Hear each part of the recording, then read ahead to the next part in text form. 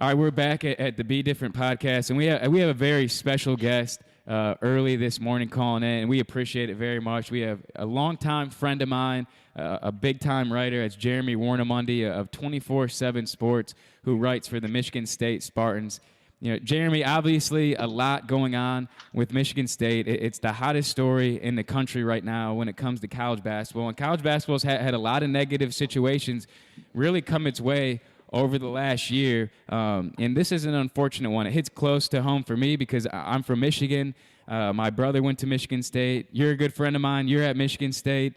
My mom went to. I have so many connections with the school, and I was recruited by the Spartans in high school. So no one wants to see this. But you know, from your perspective, you're obviously very close to it. Why don't we go to the start? You know, Larry Nassar, MSU athletic physician, he was kind of the start of all this. At what point were you and the media made aware in East Lansing what was going on? Well, the news of Larry Nassar didn't come out until about 2016 when the Indianapolis Star, I believe it was September of that year, the Indianapolis Star uncovered the Larry Nassar situation and everything going on with not only at Michigan State, but you know the big thing too is he was working with United States Gymnastics, and that was and so the Indianapolis Star uncovered that situation there in 2016. Excuse me. And so that's when that came to light. But really, I mean, the sad thing about the Larry Nassar situation is that it goes back to 1997 when there was the first complaint of him doing not doing things the way he was supposed to.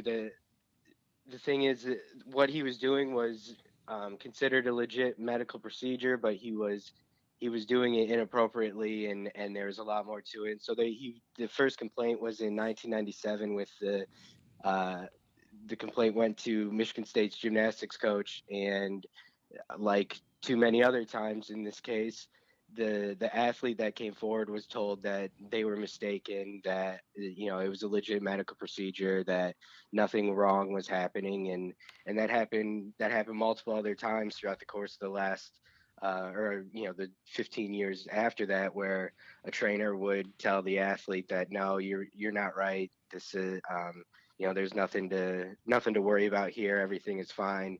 And but finally, the Indianapolis Star, there was an investigation in 2014 that Michigan State did, and even that he was cleared by that investigation. And so it went on another 2 years until the Indianapolis Star really uncovered everything. So that's kind of and that's put the microscope on Michigan State now, and has in part led to some other things, as you mentioned. Yeah, that was like the big situation and kind of the foundation of how this all started and why the microscope, you know, in terms of everyone's eye being on Michigan State happened. And I think for what's bothering a lot of people is, like you're saying, is the time frame, because it took 17 years after the first complaint for really anything to happen to Larry Nassar. And then looking at, you know, MSU investigation starting in 2014, then he was allowed to go back to work for almost 2 years before now obviously he's finally done and will spend the rest of his years, you know, in prison. So now, I mean, on your side now, and I don't want to spend too much time on Larry Nassar. Obviously, that's an awful situation and one that's kind of challenging to talk about. And one thing that we do on the Be Different podcast, Jeremy, is we like to keep it light. This becomes a difficult situation to talk about because I mean, this is obviously horrendous stuff. You're now more on the front lines covering Michigan State basketball as well as Michigan State football, and that's where, you know, we saw last weekend. I had no idea, and I don't think anybody else in the country really knew that the basketball team or the football team could have been in any possible sort of trouble. Outside the lines over ESPN, obviously you go right to the front page. There was a picture of D'Antonio as well as Izzo. And the headline, when you look at it, definitely looks like they did a lot of wrongdoing, right? And that's what you notice about going on to ESPN. And we laugh about it all the time on this show, is ESPN is becoming like a CNN or a Fox News where you don't always know what to believe. Can you just give us your perspective, kind of going through that article, where you're at now, and kind of how do we read into it? Because obviously this is a situation we don't want to come on this show, and I don't like going to I don't like going on First Take and seeing all these people already saying this is what should happen or this is what should happen. There's obviously a lot of layers to this story. Yeah, I think a big problem with things like this too, kind of like you mentioned, people look at the headlines and don't really read the whole story.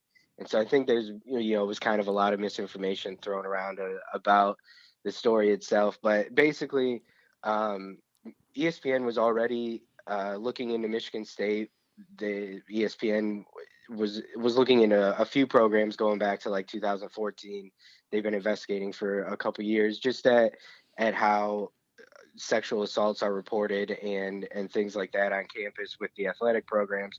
And so this kind of started that way too. And then with the Larry Nasser thing, there's even more of a microscope on Michigan State, as I said. But anyway, so basically the story alleges that there were um, that Michigan State athletics was kind of trying to police its own as far as sexual assault accusations. And instead of going through the proper channels and doing Title IX investigations and stuff like that, they were just kind of handling the punishment in house, which there there are two instances where in the story where that might have been the case, but it's kind of there's no actual proof of it.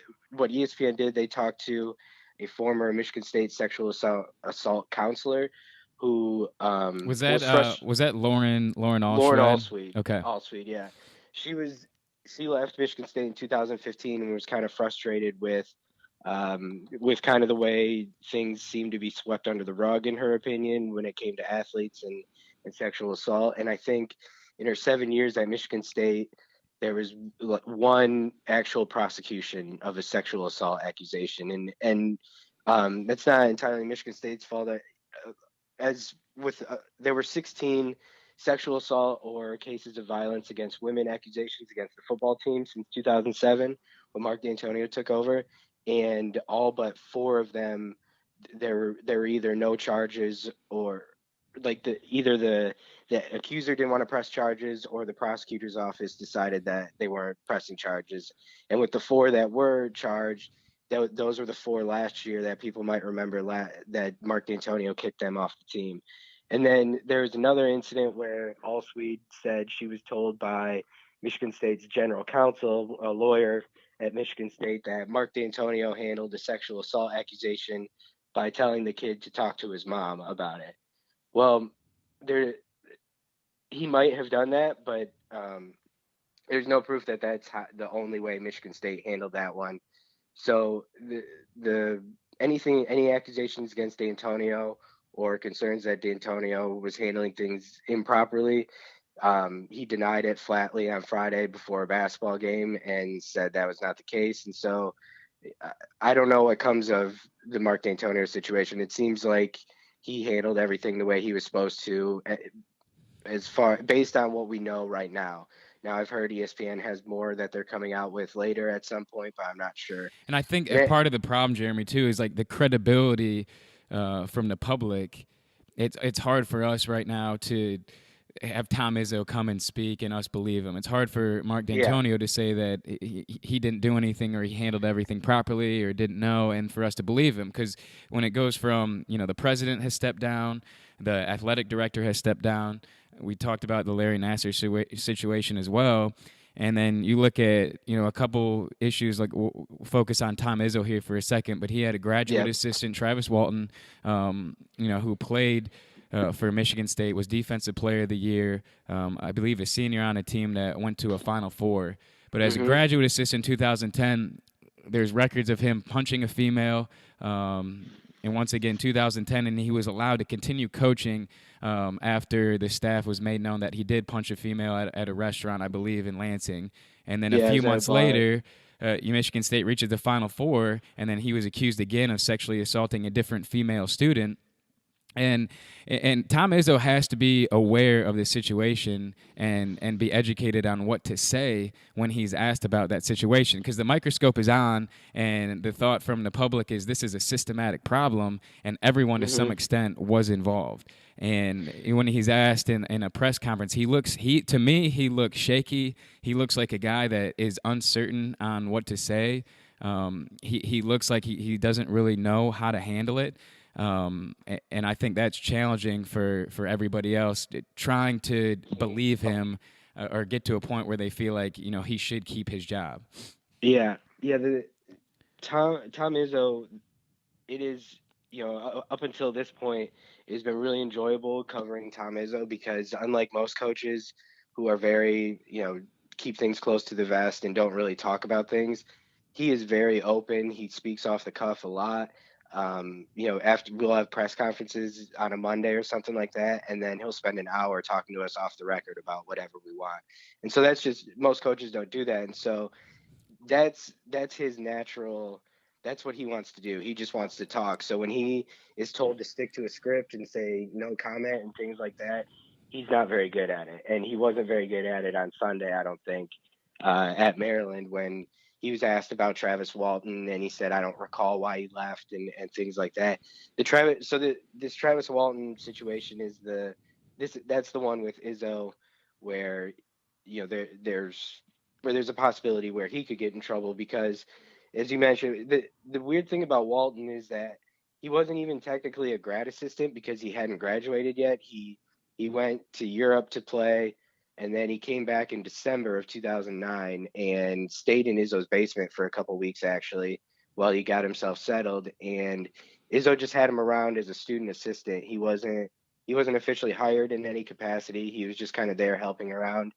And so then, yes, he was permitted to travel and coach with the team while that assault and battery charge was investigated, and that was eventually dismissed.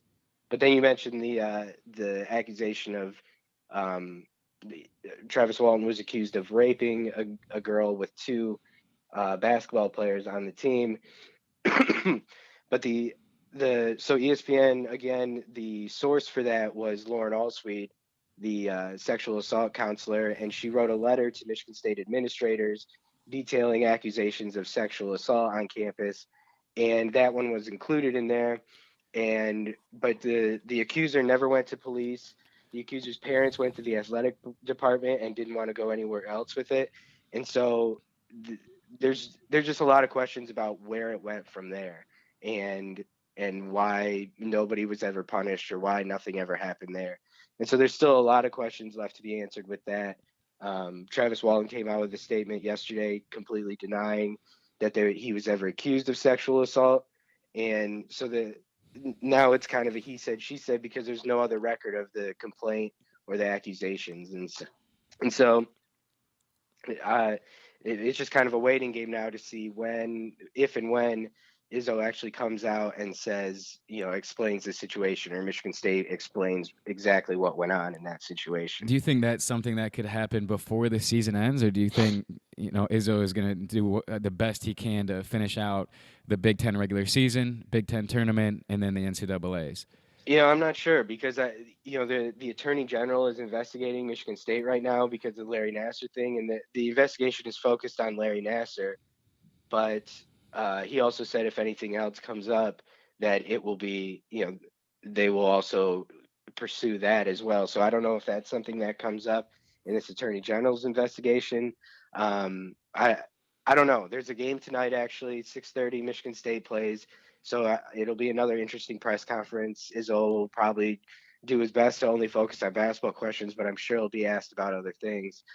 So I don't know if they can wait that long. I think it'll have to be cleared up before the end of the season is over because people are going to keep having questions. Well, I think what's tough about all these situations, especially when you try to put yourself in Tom Izzo's shoes and Mark D'Antonio's shoes, you'd like to think that if I was to get a report that if I was a head coach, one of my players, did something, a sexual assault, that I would handle it correctly and I would handle it immediately. Mm-hmm. But these guys are so close with their players, and Tom Izzo, to a lot of his guys, is a father figure. In the situation of Travis Walton, a guy who's living with you is getting accused of sexual assault, and then after that, a possible rape charge. And it's hard to put someone that's close to you. It's hard to say, if I get something for one of my best friends and say, wow, did you really did this? It's hard for me to even think that he's capable of doing something like that. And I don't know. I don't know, what Tom Izzo knew. I don't know what he didn't know. Same with Mark D'Antonio. Hopefully they can get their stories out, set the record straight. But ultimately, Michigan State right now has a problem as a whole, and whether Tom Izzo or Mark D'Antonio keeps his job, at least for me, from a public standpoint, it's not as big of a deal as cleaning it up Right. systematically. And that's the thing. When I first read the ESPN story from Friday and watched the outside lines piece, obviously Mark Antonio and Tom Izzo are the big names, and if they did anything wrong, they should go.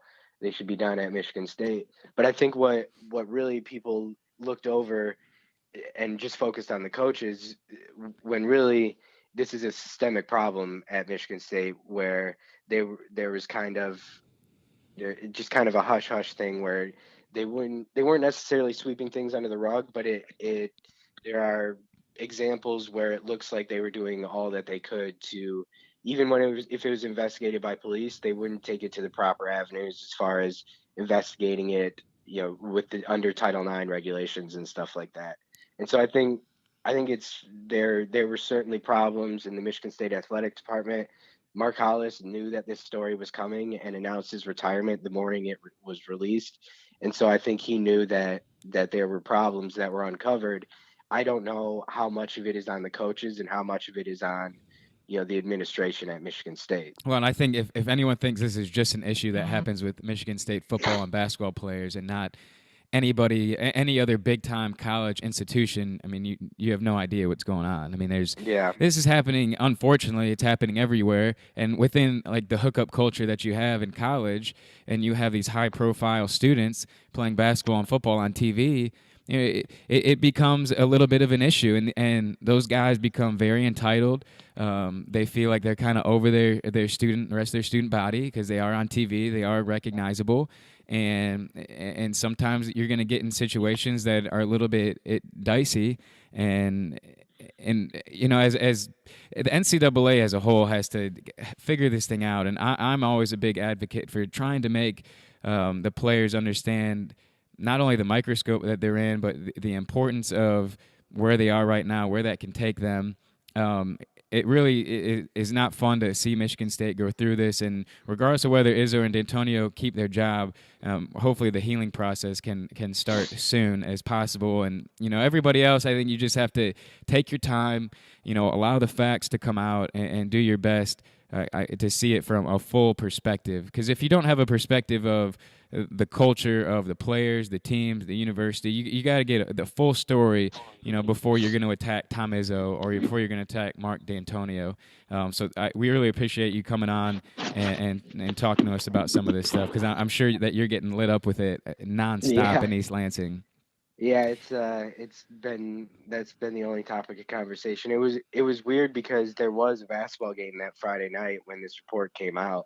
And so it was a surreal feeling even walking into Breslin Center that night, because I didn't know what that post game press conference was going to be like, and there are rumors about Izzo and D'Antonio both stepping down over the weekend and stuff like that. And so it was just it was weird because the game just didn't matter at all. It was strange. I'd never experienced anything like that. But like I said, D'Antonio went up before the game and had a press conference and basically denied everything very strongly. Izzo didn't do that. He didn't deny everything, because I think there are questions that need to be answered about everything that happened with the Travis Walton situation. What did or didn't happen, we're not really sure right now. Because it never went to police or anything. That's the tricky part in a lot of this, is that when there's no police record of things, then it's a he said, she said, and you're not really sure what to do from there. And so yeah, that was a strange day, and then that continued on Sunday, obviously, when Izzo was questioned about it again. So it's been a weird time, especially because this basketball team is so good right now, this current basketball team, and so they deserve the attention, they deserve the coverage for what they're doing on the floor, but obviously everything else that's going on can't be ignored. Yeah, you feel bad for the guys that are playing right now because they have nothing to do with the situation. This is, I mean, a history of stuff that has been going on, and it's going to take a while for everything to shake out. But you have a team that's 20-3, that's third in the Big Ten. You have one of the best players in the country in Miles Bridges. You have 5 players averaging double figures. I mean, those guys are focused on practice. They're focused on playing games and entertaining and playing well when the lights come on. Yeah, and the ironic thing is that Izzo has mentioned that this team, it's been a couple years, maybe 3 or 4 years since Izzo has had a team where he's had guys that keep him up at night because he's worried about what they're doing off the floor. And this team is certainly not that. They're all, I mean, they spend more time in Bible studies than they do going out. It's really an interesting group of guys. But yeah, like you mentioned, Miles Bridges is one of the best players in the country, and I think they had a rough stretch a couple weeks ago where they lost at Ohio State, lost to Michigan, but since then they've been playing really well. And I think the big difference has been Jaren Jackson Jr., 6'11" freshman out of Indiana. He's really been playing like he's such a mismatch problem because he can take people off the dribble. They were playing Illinois last week, and he had a guard on him, and he shook him, crossed him over, and then scored, and then dunked it with his left hand and got an and one. And you just don't see a lot of 6'11" guys doing that. And he can shoot. He already set the single season blocks record at Michigan State 20 games into the season. And so I think he's been a game changer. He's projected as the top 5 pick by a lot of people. And so his play of late has been a game changer. So yeah, trying to focus on what's happening on the floor while also covering all this other stuff has been interesting, to say the least. Yeah, your job is like tripled right now. You have to probably for every game you probably have to write like 3 stories because you got to write a story on the actual game, then you got to write a story about Izzo, then you got to write a story about the Michigan State systematic problem as a whole and where that's at. So you're tracking multiple situations right now. But at least the good thing for Michigan State, they get to play Penn State tonight at 6:30 at home. So they should be able to take care of them. Right now in the Big Ten standings, you have Purdue at 10-0, Ohio State at 10-1. They took care of Indiana and Columbus last night, and then you have Michigan State right behind at 8-2. So still a lot to go for those players, and a lot to shake out in terms of the situation that we talked about earlier. But Jeremy Warnemuende with 24/7 Sports, we appreciate you for coming on. If people want to follow you, what's the best way for them to follow you? I'm on Twitter at JSWarno247. So JSWARNO247. All right, Jeremy. Well, have a great day, man. We appreciate you getting up and talking to us about this. I know you got a long one with that game coming up at 6:30, but we look forward to catching up again soon, bud. Yeah, no problem. Thanks for having me. All right, see you. See ya.